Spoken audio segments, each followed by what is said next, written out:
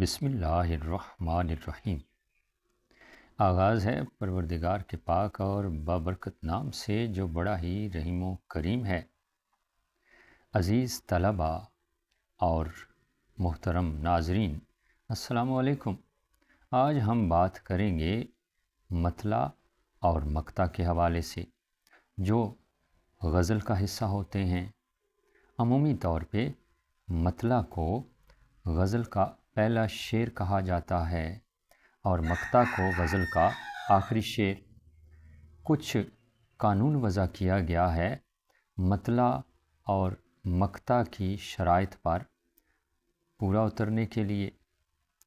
تو قانون کیا ہے کہ غزل کا وہ پہلا شعر کہ جس کے دونوں مصرے ہم قافیہ و ہم ردیف ہوں، یعنی ایسا شعر کہ جس کے پہلے مصرے میں بھی قافیہ اور ردیف موجود ہے تو دوسرے میں بھی ہو، اور پہلے میں اگر صرف قافیہ موجود ہے تو دوسرے میں بھی قافیہ ہونا چاہیے، یا پھر ردیف موجود ہے تو دوسرے میں بھی ردیف کا ہونا ضروری ہے۔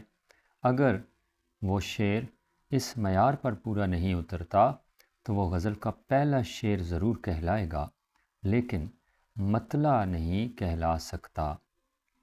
مثال دی گئی ہے، دل ناداں تجھے ہوا کیا ہے، آخر اس درد کی دوا کیا ہے۔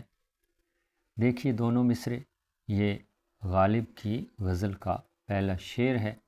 پہلے مصرے میں ہوا، دوسرے میں دوا، یہ ہم آواز ہو گئے، یہ قوافی ہو گئے، قافیے ہو گئے، موجود ہیں دونوں مصروں میں۔ اور کیا ہے، یہ ردیف ہے، دونوں مصروں میں موجود ہیں یہ الفاظ بھی، اس لیے یہ غزل کا مطلع کہلائے گا، کیونکہ یہ ان شرائط پر پورا اترتا ہے جو کہ وضع کی گئی ہیں، جن کے لیے مطلع ہونا ضروری ہے۔ یقیناً آپ سمجھ گئے ہوں گے۔ اب ہم بات کرتے ہیں مقطع کے حوالے سے، تو اس میں بھی ایک قانون وضع کیا گیا ہے کہ غزل کا وہ آخری شعر جس میں شاعر نے اپنا تخلص استعمال کیا ہو مقطع کہلاتا ہے۔